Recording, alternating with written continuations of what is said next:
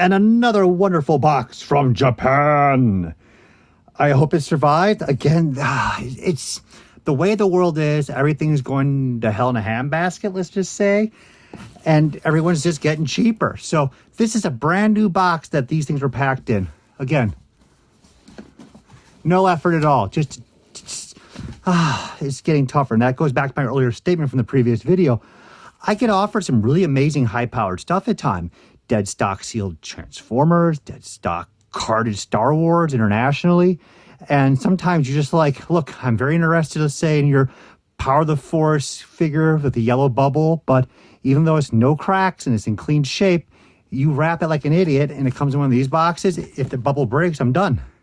And I've had Top Toys Darth Vader slide right off the card. It's tough, man, especially when you see great deals on these things and you're just like, I can't buy it. There's no way to properly get it back home. So what do we have this round? Bum, bum, bum. We got good bubble wrap, that's for sure. Ooh. Look at that. I got some newspaper from Japan, too. So let's take care of this. Ooh, look at that. Machine Robo. Boom. Well, this is some really nice, fun stuff. And if you're a Gobot/Machine Robo collector, you may not be used to these because these are not the classic figures that we're used to. So here we have the Machine Robo sports figures. It's a generic term, but what they did is they had posable action figures that were plastic and die cast, and they can go inside a transforming vehicle. So that's how they get away with the transformation aspect. It is Bandai. What'd you expect? These are only released in Japan. They were never issued outside of Japan at all. And this is the first series box, which is a little bit more uncommon to find. So this is the Wrestler Robo, hence the grappling position. 1986 Bandai. Look at that side of that box. Yeah, he's like, hell yeah, buy me, kid. And you can see the variety of the series they produced. They have the boxing Robo, the kendo Robo. Just a good variety right there. This is a very clean box, too. I was surprised that they came in this nice shape in that terrible box it was shipped in. Much more uncommon to get versus the later issue ones, which we'll show you down below.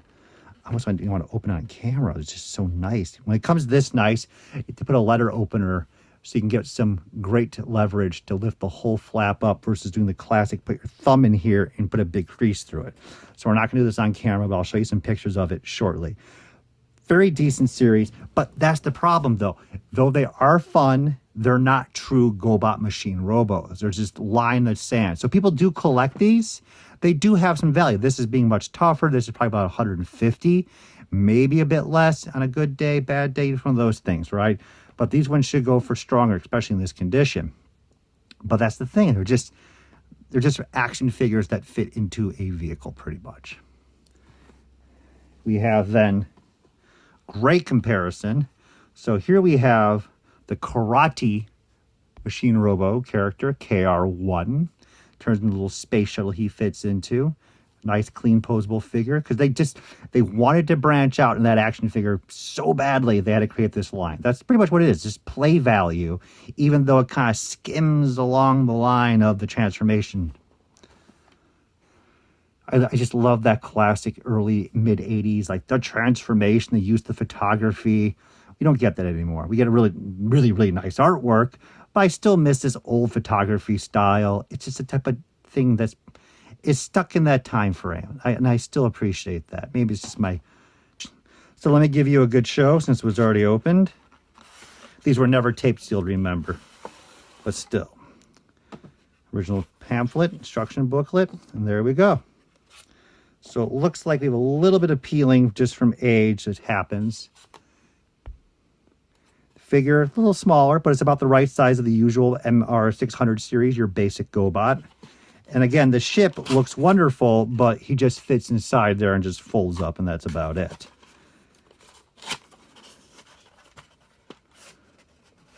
I just realized, even though this is KR01, the stickers say K002, which is a little intriguing. You think they'd keep up with the exact. But to find these guys loose is not that hard. But to find them in clean shape, that's the problem, because this is die cast here and they're meant to be like grappling and wrestling and karate. A lot of these have paint chips and loose limbs. So collectors really do look to have them boxed versus loose due to just the condition wear. Now to show you what I was talking about earlier, this again is the original issued box. Later, for Revenge of Kronos, they reissued them again. So again, same size, but this is the reissue, now C1. Same image, rotated around in the new reissue box. So this made these things a little bit more common since they were issued twice. And this happens for a lot of the Gobots, the 600 series, where you could find them in the Revenge of Kronos reissue boxes like Apollo Robo, Tailpipe, which is the red Skyliner, MR42. All of them, once they got reissued, that's like literally double circulation compared to, let's say, Highway Robo MR06. So they're much more common, especially when they got to the carded samples too. That's another round of reissues. So again, that means this was issued twice, and this is a great representation of that. So we're not going to open up this one. These are much more common to find than these were. These, I suspect, at the tail end of the line didn't sell as well because, again, tail end of the line. At this point, by 1987, going into 88, you had your other transforming toys just taking over the markets that were more complex. Here is the boxing Robo. Nice classic pose. I like the little helmet style, the boxing gloves, even the little red shorts. Pretty cool. I mean, they have a unique Machine Robo design to them still. You can see that aspect of it. It's just, again, the transformation issue. Pretty cool helicopter. You can buy two of them and fight each other. And again, just great fun stuff. And when I was in Japan in the early days, like, I think my first trip was 2008. Most Gobots in general were cheap. Again, most toys in general were much cheaper than they are now. But nobody was collecting Gobots.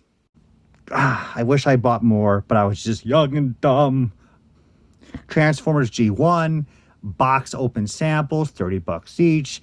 Machine Robo, nobody cared.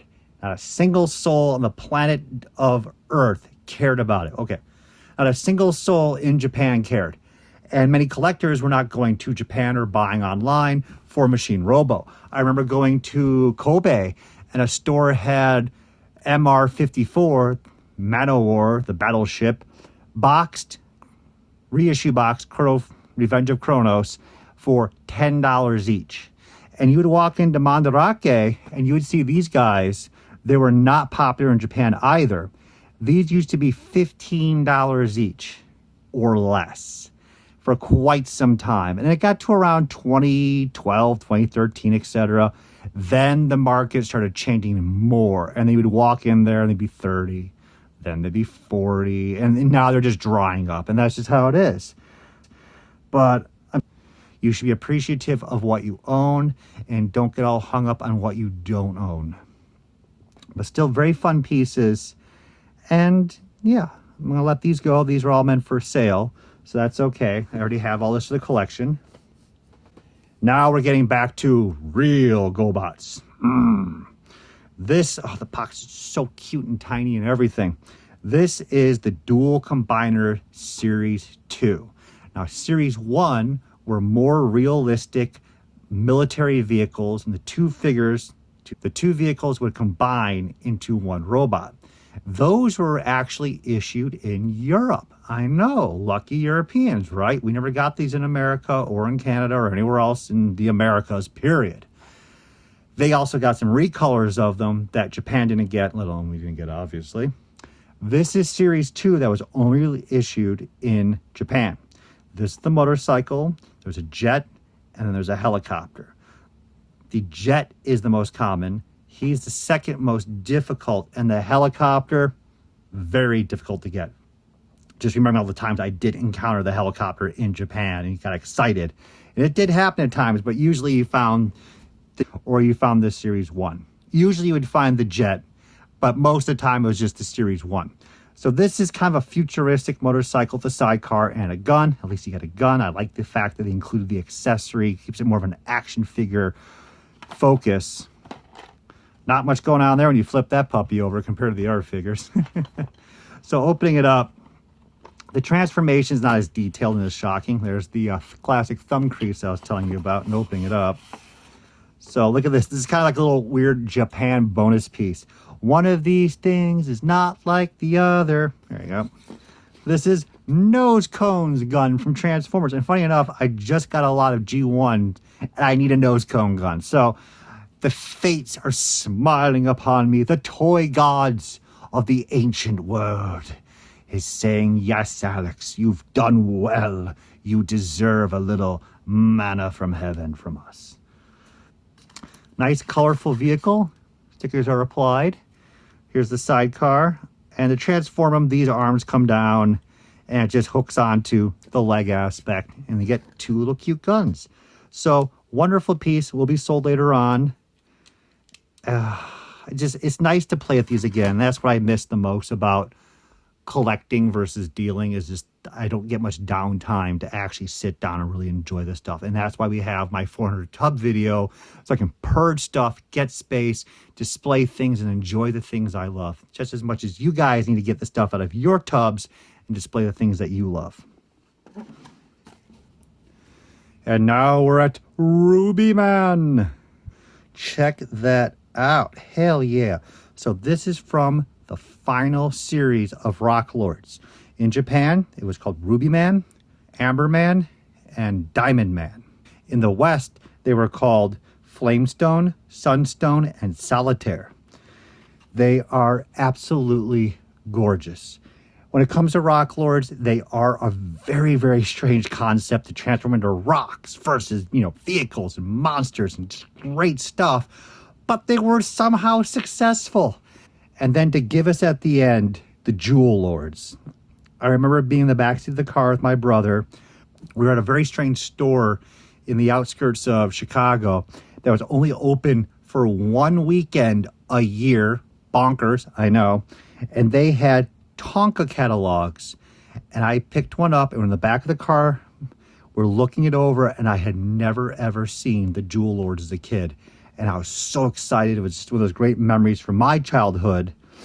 And then to finally find them in the U.S. and, of course, get Japanese box ones, I have more of a passion for these than I should, to be honest with you. I only had Nugget as a kid, and my brother had Boulder. But look at that. So this piece, though, I got a Transformer catalog for free for no reason. No other paperwork. He's missing his weapon, but still a very nice sample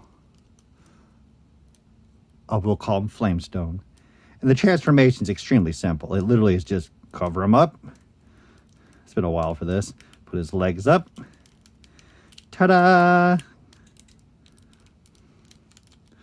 Behold the power of the Jewel Lord. And something just so simple about this, I just still like it. And I don't know if you guys enjoy the Jewel Lords or the Rock Lords, but I just like them. They're just so strange and unique. But at this point, Japan was pumping out crazy transformation toys. So Bandai at the same time was producing the Tamagotchi transformation items, which are just eggs. Tamagotchi. Sorry, Tamago. I'm messing it up. So they were producing Tamago type transforming toys that were released as Meteorbs in the US. But it's just, the concept was they were eggs that turn into vehicles or robots or animals. And it was just a crazy time. And right now we have a company pumping out transformation of, again, monsters, robots, whatever, into bricks. I mean, they're successful. People like them. So who am I to say they're wrong? Back to rocks. Again, this piece, I'll be letting it go. I already have one for the collection, carded and boxed and loose, because I love my Jewel Lords. So right here is a great example. I was going to open this up to show you what the item is. I already know what it is, but you guys don't. And I flipped it over. And this is a perfect example of how cheap, not everybody, but quite a lot of them in Japan is. When they sell an item, it's just ship it out of sight, out of mind. Look at that. This is the actual label that was shipped to the third-party company. So that means this person shipped this box vintage toy with newspaper, a little bit of bubble, no box, and that's how it was shipped in the system. That is insane. Oh, I'm sorry, you put fragile stickers and this direction up. Nobody cares. So thankfully it's not a valuable piece and the box should survive in good shape, but it's just, you gotta shake your head, and it just confirms the reason why I don't buy a lot of high-powered stuff online from international is because they ship like garbage. And this doesn't apply just to Japan. It applies to a lot of countries. I'll never forget in Brazil many decades ago. My God, I'm going to think about it. I bought a Transformers Brazilian ball, just a big inflatable ball, about that big, not that big, about this big, with a mini car of gears on it. It was just amazing. Never seen one since. Very incredibly rare. So I paid like $35 for it. This guy, can name the guy's name right now, but I'm not going to because it's burned in my brain.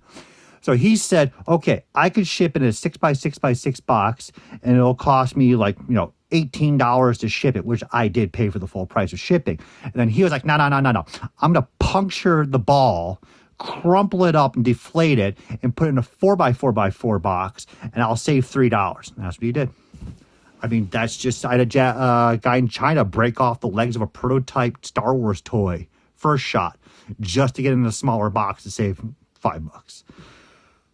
Let's take a look at it. Ta-da! So, crazy as it is, the Superstar Destroyer from the Hasbro Electronics series, a lot of them ended up in Japan.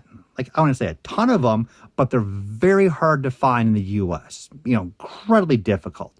But when I go to Japan, they're a bit more available. Let's just put it that way. So I got this piece, package opened, clearly. And it was a fair price. I think I paid like $65. Wonderful piece. I'm glad they made this. It was at the tail end of the electronics line. It was like the last one. They didn't have to make it, but they made it. I got the inserts and everything. That's great. Oh, he put a little foam in there. I appreciate that, sir. Whoop. Okay, that's much better. So he attempted to tie it down himself. Stand still there. Oh, that's really nice. And I got the paperwork. So it has been utilized, but he kept everything in clean shape. So the market's not as strong as it used to be, but it'll probably be worth about $150, and that's fine because I'm just trying to pay for everything else I'm buying and get a little profit on top. But that's just crazy, man. This foam was weird. Maybe this foam is original because it has some age to it. So that's it for the box openings from Japan. Hope you enjoyed just seeing what crazy stuff I've been picking up recently. We're going to get back to the 400 tubs and the basement shortly.